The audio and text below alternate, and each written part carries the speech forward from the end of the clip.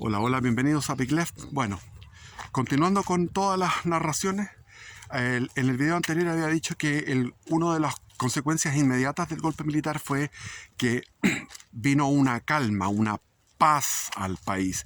Fue como inyectarle a la vena a un enfermo psiquiátrico, inyectarle un Valium, un Rabotril gigante, dejarlo tranquilo, dormido y tranquilo. Y eso fue notable porque, como les contaba, la música clásica en las emisoras, todo esto, y los tiroteos fueron haciéndose cada vez más esporádicos. Las pistolas, las ametralladoras fueron silenciadas porque los que las tenían se fueron a esconder en medio de la derrota militar, y otros se fueron a las embajadas. Otros sencillamente dijeron: hagamos borrón y cuenta nueva. Como tenía un vecino que era de la Unidad Popular y me dijo: mira, hemos estado décadas peleando en una pelea política cansadora, espantosa, el país estaba en caos, y ahora están los militares, y que ellos nunca nos pusimos de acuerdo, siempre peleando, y ahora los militares que hagan lo que ellos estimen pertinente y que se haga de una vez por todas un proyecto y se lleve a cabo un proyecto. Entonces había un momento de conformidad. Yo creo que al comienzo del golpe y durante los 2, 3, 4 primeros años, el régimen militar tenía sobre el 60% de apoyo de todas maneras. Eso se demostró en el plebiscito del año 80, que fue legítimo. Lo que salió ahí, salió un 67% a favor de la Constitución del año 80. Y en esos tiempos, por lo menos sobre el 70%. Eso también fue en el plebiscito del 4 de enero del año 78, sacó sobre el 70%. Y eso es verdad. Así era. Estamos hablando que un 75% de la población estaba apoyando al régimen y se había calmado la situación. Y eso significó que se produjo en los jóvenes que habíamos visto todo este desenfreno, un vuelco hacia adentro de ciertos jóvenes que teníamos la tendencia hacia la introspección, hacia algo más interiorista, más espiritual, más intelectual. Nos volvimos hacia adentro. Y eso fue un camino personal que yo hice, y me encontré con otros que hicieron el mismo camino personal, individual, y llegamos a ser un colectivo de jóvenes que aspirábamos a la vida sacerdotal y religiosa, en distintas órdenes, en los benedictinos, en los trapenses, en los jesuitas, en los franciscanos, en los capuchinos y como diocesanos. Ahora, ¿cómo sucedió esto? Bueno, yo vivía con mi padre tenía una biblioteca de 7.000 volúmenes, muchos con dedicatoria de los autores, con unas estanterías de unos muebles finísimos de jacarandá, de caoba. Él tenía un escritorio que parecía el escritorio de la Casa Blanca, precioso, y tenía en un extremo del escritorio un diccionario de la Real Academia de la Lengua, grandote, y una Biblia grandota. Entonces yo había estado en forma espontánea, leyendo mucho historia.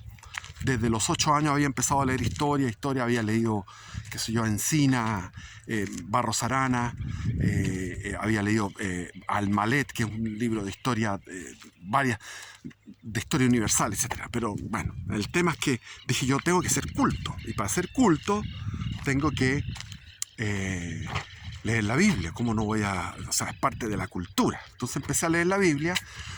Empecé por el Génesis. Me encantó el Génesis, me entretuvo. Después el Éxodo también, magnífico. Pero después del Éxodo, el Levítico, el Deuteronomio, muy árido, y lo hacía a la fuerza porque decía: tengo que ser culto, tengo que leer toda la Biblia. Esto con 14 años, recién cumplido los 14 años. Pero dije: ya no, me voy a saltar esto. Y fui buscando libros entretenidos, y finalmente encontré en el índice el libro de la sabiduría. Y dije: yo quiero ser sabio. Yo quiero sabiduría, quiero ser sabio. Entonces me tiré con el libro de la sabiduría. Y el libro de la sabiduría es uno de los tantos libros que no tienen los protestantes, que yo lamento por ellos que no tengan la Biblia completa. Está cercenada, son libros maravillosos. Y de ahí me metí en todos estos libros que son la Septuaginta, que le llaman, que son una versión en griego de libros antiguos, anteriores a Cristo, pero que eran muy cercanos a Cristo de la época helenística, donde está el libro de la sabiduría, el libro del eclesiástico, el libro de los proverbios, y los iba disfrutando cada sentencia sabia. Yo decía, oh, qué lindo esto. Todo eso era una alimentación y lo iba haciendo lentamente mientras estaba en primero medio, mientras tenía 14 años. Todo ese año fui leyendo los libros sapiensales, después me fui al libro de Job, también quedé sorprendido, y ¿qué otro libro? Los Reyes, libro de Reyes, lo que pasaba con los reyes, Reyes 1, Reyes 2, y cuando cumplí, el 11 de septiembre del año 74, cumplí los 15 años, dije yo ahora que tengo 15 años, yo mismo me autorizo para pasar al Nuevo Testamento, sin terminar el Antiguo Testamento porque es inmenso y el Antiguo Testamento, cuando uno se mete con los profetas, es un lenguaje tan raro, tan oscuro. Entonces yo disfruté simplemente los libros sapiensales, que son esos libros que no están en las Biblias de los protestantes. Para que vean, el Espíritu Santo llama a través de la Biblia católica. ¿Ah? Y después el único que tienen los protestantes es el Eclesiastés, que dejaron esa muestra, el Eclesiastés, que es buen libro.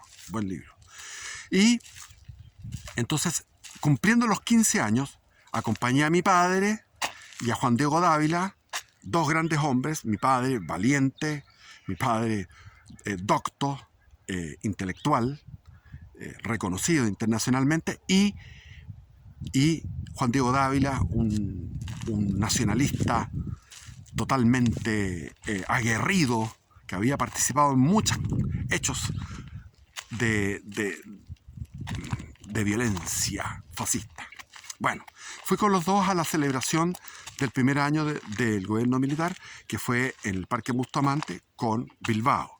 Y de ahí yo al día siguiente dije, yo empiezo a leer el Nuevo Testamento, y empecé leyendo el Evangelio de Mateo.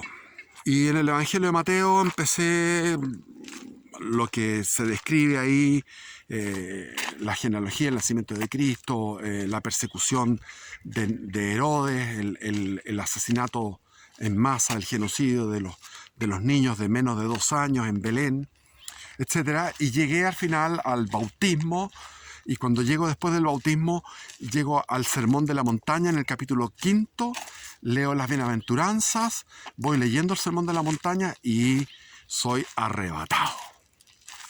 Fui una víctima del Espíritu Santo, porque el Espíritu Santo entró en mí como una espada envuelta en meteoros, como una espada turbulenta y dulce, como una espada de azul llameante que me traspasó todo mi alma y traspasó el corazón con una delicia de éxtasis. Y ese éxtasis fue producto de la lectura de las Escrituras. A través de la lectura de las Escrituras, en este caso, del Sermón de la Montaña. Y al leer el Sermón de la Montaña, al ver el lenguaje de Cristo, que es un lenguaje de autoridad, me vino la fe del carbonero, sin no hubo ningún raciocinio, sino que lo que yo analizo ahora con el tiempo fue que ese lenguaje de Cristo, que es un lenguaje de autoridad, me hizo pensar inmediatamente que era esa autoridad, que Él era eso, que Él era el Hijo de Dios, que sus palabras son esas palabras. Además que el Sermón de la Montaña tiene una cantidad de novedades morales tremendas, novedades morales. Entonces, las mismas bienaventuranzas, después cuando dice, si alguien te pide qué sé yo, una prenda de vestir, tú dale todo, no resistas al mal, entrega la otra mejilla, si te golpean en una mejilla, entrega la otra mejilla. Pide por tus enemigos, ama a tus enemigos, porque si tú amas a tus amigos y odias a tus enemigos, ¿qué gracia tiene eso? el tema del pecado del pensamiento, el que miró con deseo a otra mujer, adulteró en su corazón por el deseo. O sea, la ley de Moisés llevada a un extremo tremendo, un extremo de una exigencia tremenda. Mahatma Gandhi leyó el Sermón de la Montaña y dijo: esto se pasó. Amo a Cristo, pero no amo a los cristianos, porque en realidad los cristianos no hemos practicado el Sermón de la Montaña porque es muy difícil. Como dice Jesús al final, dice: sed perfectos como vuestro Padre Celestial es perfecto. Y después decía, en la parte que dice, como una poesía, dice, Jesús dice, no piensen en cómo han de vestirse, miren los lirios del campo, que no tejen ni hilan, y sin embargo, yo os digo que ni Salomón con toda su magnificencia se vistió como uno de ellos. Y no piensen en qué van a comer, miren las aves del campo, que no siembran ni juntan en graneros, y sin embargo vuestro Padre Celestial las alimenta. ¿No valéis vosotros mucho más que una ave del cielo? Entonces eso de la confianza en la divina providencia me hizo asumir una vocación de pobreza que él ha vivido toda mi vida. O sea, yo he amado la pobreza desde ese minuto, y después, siendo ateo, fui pobre siendo ateo, y siendo ateo completamente en otra cosa, pero continué con la pobreza. Entonces yo les he contado que hice viajes donde no tenía ni un peso, o sea, ni 100 pesos, ni nada.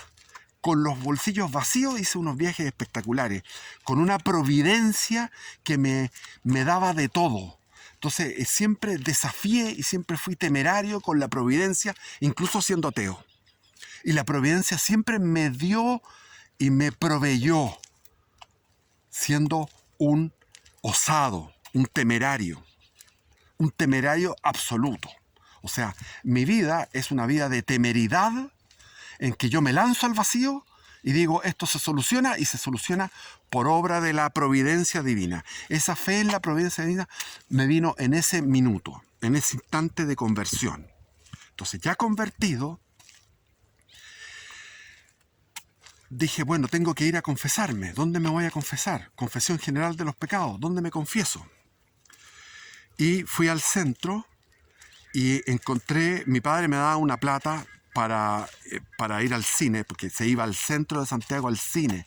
El centro era una maravilla, había un montón de cines preciosos. Entonces iba al cine a ver películas buenas. En esa época eran buenas películas, en esa época eran buena música. En la década del 70, excelente música. Estaban creándose unos portentos musicales, hasta el día de hoy maravillosos. Y por otro lado estaba King Crimson, Keith Jarrett, en esa época, el concierto para Color, el concierto en Colonia. King Crimson ya tenía el Island, el Lizard, etcétera. Entonces estaba todo lo que fue los Beatles, etcétera. Ya estaba.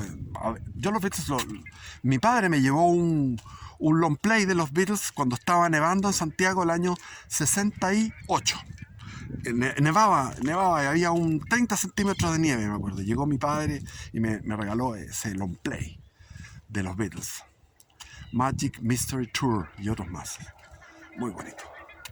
Bueno, entonces mi mesada era me calzaba para ir al cine y para comerme un helado. Y pasé a una librería que estaba pegada a la Casa Roja, a la Casa Colorada, que es la Casa Colorada que todavía se mantiene, es como un museo, que era la casa de Mateo Torres Zambrano. Y ahí, apegado a la Casa Colorada, había una librería de libros usados. Y vi el libro de los ejercicios espirituales de San Ignacio de Loyola y dije, no, esta cuestión me gustó. Pues yo dije, andaba también tratando de comprar libros de fisioculturismo, quería ser musculoso, y dije, estos son ejercicios espirituales, tengo que también ser musculoso interiormente, espiritualmente. Entonces compré el libro y lo fui a leer a la catedral. Hacía calor, me acuerdo, era primavera, ya entrado diciembre, y hacía calor, y me fui a la a la catedral y en la frescura de la catedral empecé a leer y dije, wow. Y el prólogo era de un tal Aldunate, que es un experto en los ejercicios espirituales. Y este jesuita Aldunate, muy buena prólogo. El prólogo me permitió no rayarme, no volverme loco, aunque ya estaba medio loquito por el tema del fervor que tenía, el fervor religioso. Mi padre estaba preocupado porque decía, vas a terminar como esos locos que están en la plaza de armas gritando con una Biblia en la mano. Yo le decía, no, papá, esta cuestión... Bueno, y empecé a hacer los ejercicios espirituales por mi cuenta. Y yo quiero enseñar los ejercicios espirituales porque hoy que son útiles. Entonces voy a hacer videos con los ejercicios espirituales, cómo es la meditación ignaciana. Y empecé con el principio y fundamento. ¿Qué es? ¿Cuál es el sentido de la vida? ¿Para qué vivimos? Nosotros vivimos para amar y servir y dar a hacer reverencia y alabanza a Dios nuestro Señor, que es la infinita bondad, la infinita belleza, la infinita verdad, etc. Entonces, el infinito poder, la infinita humildad. ¿Qué más humildad infinita que este Dios hacerse hombre en el útero de María, ser guagua, tener pañales, después vivir en Nazaret, aprender un oficio que era un oficio como una profesión, porque Jesús era ingeniero, era constructor y arquitecto al mismo tiempo. Ingeniero, constructor y arquitecto. Esa era construía casas, construía, bueno, eso largo de contar, como era el oficio que tenía José. José, cuando se fue a Egipto huyendo de Herodes, ¿de qué vivió? Vivió de su conocimiento. Era clase media, no era clase baja, ni era carpintero, no es así. Eso no es verdad. Era lo que sería ahora un ingeniero, constructor y arquitecto al mismo tiempo. Ya. Entonces, y después morir en la cruz, morir como un delincuente más, en la máxima humillación, la máxima humillación. Entonces, empezar a tomar el peso de lo que es Dios, porque Dios se reveló al mundo a través de Cristo. El mundo no conocía a Cristo, no conocía a Dios, eran politeístas. Llegaron al monoteísmo a través de Cristo. A través de Cristo se expandió el monoteísmo en Europa. A través de Cristo. Entonces, a través de Cristo también surgió en mí el monoteísmo, surgió en mí la fe en este Dios. Entonces, el principio y fundamento. Y después viene la primera semana de los ejercicios espirituales, que es compunción. Compunción es como una punta que se va para adentro. Es como es como una alambre de púa, compunción. Algo que te duele, compunción por los pecados cometidos. Entonces, mi padre tenía un rollo, me acuerdo que era del Senado, donde escribían los taquígrafos en el Senado, y pesqué el rollo y empecé a hacer una examen de conciencia, de hacer una confesión de toda mi vida. Tenía 15 años recién cumplidos, pero yo ahí hacía un examen de toda mi vida y hice una confesión completa de los pecados. Y terminé la primera semana, y la primera semana de los ejercicios espirituales terminaba con una confesión. Y me fui al monasterio benedictino a confesarme, y ahí el cura, que era un cura, el padre Bernardo, que yo lo esperé, se demoró porque estaba terminando el rosario, que hacía un rosario diario para que no se muriera Francisco Franco, para que siguiera vivo Francisco Franco. Esto en el año 74, diciembre del 74. Al año siguiente murió Franco. Y el padre Bernardo, un español muy excelente, el tipo, muy buen humor, liviano, exquisito. Fue el encuentro con los católicos, con esos católicos que están consagrados a Dios y consagrados a la oración. Y él me invitó, me dijo, ven a hacer un retiro acá. Y me fui a hacer un retiro. Con 15 años estuve ese verano, el verano de 1975, enero y febrero, en el monasterio benedictino, levantándome a las 4 de la mañana, un poquito antes de las 4, y iba a todos los oficios, vigilias, laudes, tercia, el desayuno, después trabajaba trabajaba pesando huevos, después venía sexta, el almuerzo, nona. La nona era la que yo no podía ir. A la nona, me quedaba rajado el mío. Era cabro joven. Y después venía vísperas, la cena y después completas. Me encantaban las completas cuando sonaban las campanas y cantábamos en A ti, Señor del universo, en esta noche suplicamos que venga tu bondad de Padre a bendecir nuestro descanso. Y mientras el cuerpo reposa, vigila el corazón amante, y por la luz de tu palabra, nuestra oración sea constante. Y ahí venía la reverencia. A ti, Señor. Y también venía al final un cántico a María que era: Madre del Redentor, Virgen fecunda, puerta del cielo siempre abierta, estrella del mar, ven a librar al pueblo que tropieza y quiere levantarse ante la admiración de cielo y tierra. Engendraste a tu santo Creador y permanece siempre virgen. Recibe el saludo del ángel Gabriel y ten piedad de nosotros pecadores.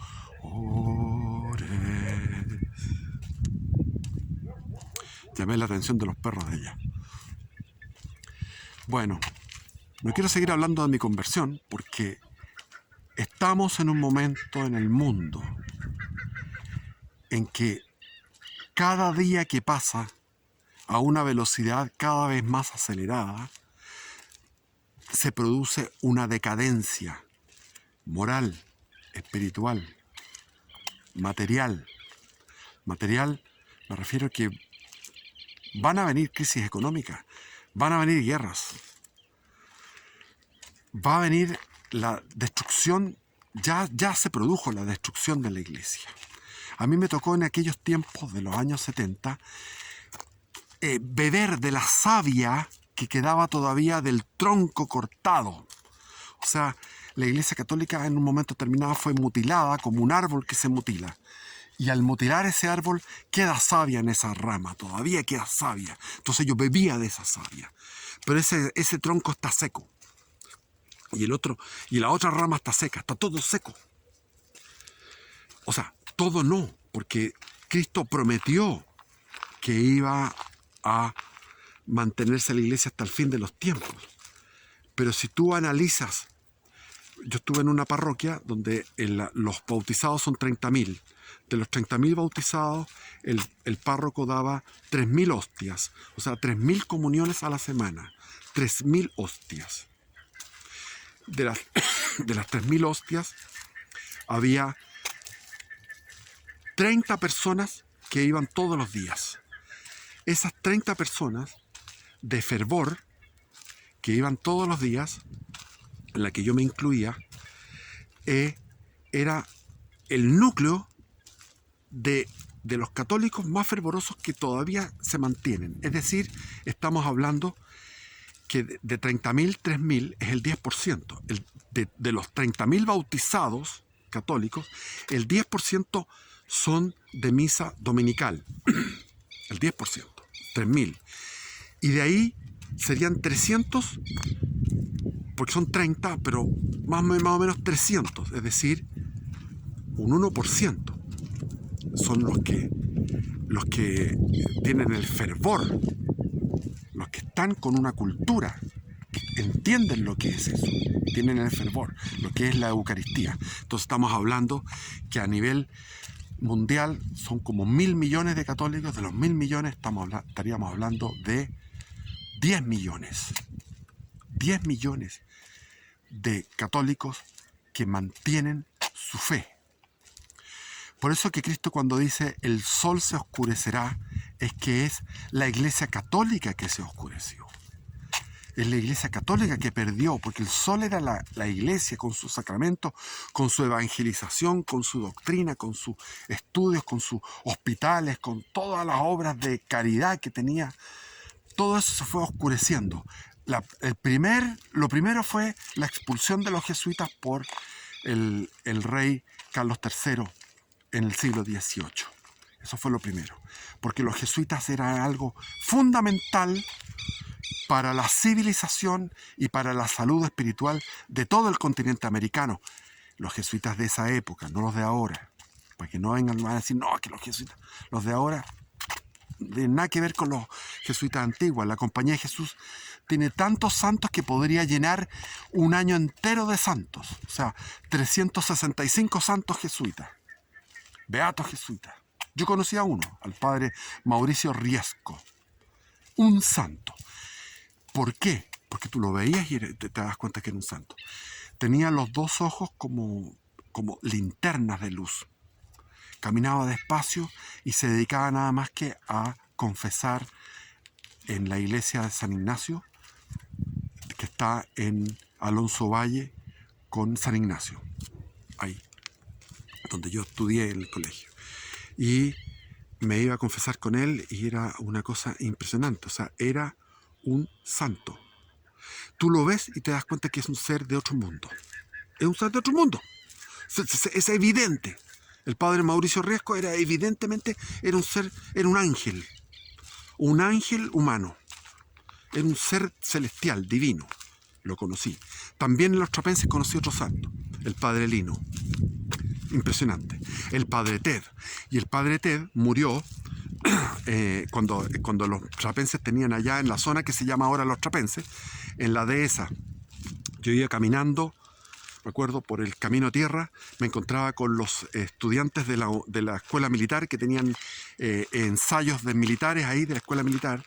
La dehesa no estaba poblada, la dehesa era la dehesa, donde se criaban los mejores caballos. Ahí iba José Miguel Carrera con la familia Larraín a buscar caballos de pura sangre. Ahí también iba el papá del general Baquedano, don Manuel Baquedano padre, que peleó en la época de la independencia y en la época de la insurrección de la rebelión conservadora. Él, y después en la Confederación Perú-Boliviana, él iba a buscar caballos ahí a la dehesa. Y yo me iba caminando, cruzaba el Mapocho. No había ni un puente en el Mapocho, cruzaba hacia el Cerro Alvarado, me iba bordeando el Cerro Alvarado y se veía lo que es Locurro como siempre, con casas de primer nivel, casas de sobre 3, 4 millones de dólares, y de ahí entraba por un camino de tierra y llegaba a Los Trapenses.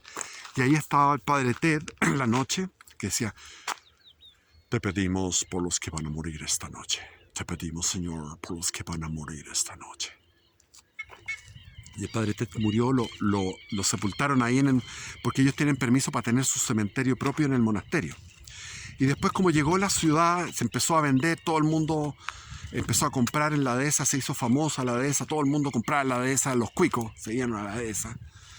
Y empezaron a atosigar, a asfixiar este lugar de contemplación, de meditación, precioso. Yo iba a un lugar que se llamaba La Ermita, que está detrás del Cerro Manquehue, por el lado de la dehesa del Cerro Manquehue, con un bosque nativo precioso, bosque natural, con una ermita que era de los curas, de los monjes trapenses, y ahí tú sentías el viento en el follaje, la paz, y me iba los domingos ahí a orar.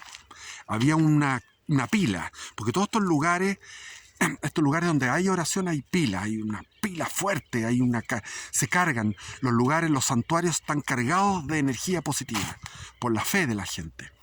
Hay una cosa ahí esotérica en ese sentido. ¿Y qué pasó? Que vendieron ese terreno, y cuando fueron a vender eso, a comprar los compradores, yo estaba ahí.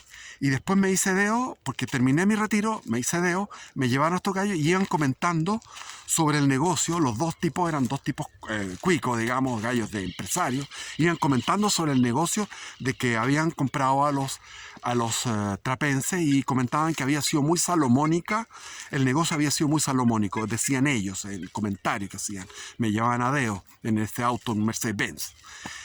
Y entonces los trapenses compraron en donde están ahora, en Graneros. Frente a Graneros, ustedes van por la autopista, ruta 5, y a mano derecha está Graneros, a mano izquierda está la compañía. Por la compañía se meten y tienen que ir temprano los domingos, y van a encontrar ahí una misa espectacular, preciosa. Y ellos trasladaron el cementerio para allá, y al sacar los muertos, el padre Ted estaba incorrupto. El padre Ted estaba incorrupto. Y para allá también se fue el padre Lino. Me hacía las confesiones, yo leía, me confesaba con él, y él se quedaba en meditación y se demoraba 2 o 3 minutos en darme una respuesta. Y tú lo mirabas y el tipo era también de otro mundo. El padre Ted, un norteamericano, el padre Lino, el padre Ted. Son gente que tú te das cuenta que son de otro mundo. Son seres angelicales. Impresionante. Impresionante. Esa fue una experiencia. Y les doy el otro dato, que son las monjitas de Belén. Cuando ustedes van por la ruta 68 hacia Valparaíso o Viña, van a encontrarse con Casablanca. Cuando estén en Casablanca, al terminar en la ciudad de Casablanca, a mano derecha van a ver un desvío que se dice Lovalle. Se meten por Lovalle, andan como 1 kilómetro o 2 kilómetros más o menos, y ahí van a encontrarse con un Cristo de madera muy bonito, y ahí a mano izquierda, y llegan a las monjitas de Belén. Pueden ir, si se levantan a las 3 de la mañana, pueden llegar a las 4 o 5 de la mañana. Allá está abierto el día domingo en la noche para compartir los maitines, las laudes, las vigilias que ellas tienen. Son unas monjitas que están vestidas de blanco. Es un camino al cielo con mayúscula, no al cielo atmosférico, al cielo con mayúscula. Entonces, les recomiendo eso. También los que quieran encontrar los libros de María Valtorta, el poema del hombre Dios, es una maravilla. Ustedes lo pueden leer, lo pueden encontrar, son varios tomos, son como 12 tomos, un montón de tomos. Es la vida de Jesús, narrada por esta vidente, por esta santa que todavía no ha sido canonizada, María Valtorta. Bueno, son datos que les estoy entregando. Eso tienen que ir en Vicuña Maquena con Avenida Mata. En Vicuña Maquena con Avenida Mata, siguen por Avenida Mata por la vereda sur, y unas 3-4 cuadras van a encontrar una iglesia. Ahí vayan y pregunten, porque ahí se vende esa obra de María Valtorta. Bueno, se me está acabando el tiempo, y bendiciones. Viva Cristo Rey. Por siempre sea alabado. Por siempre sea alabado. Bendiciones.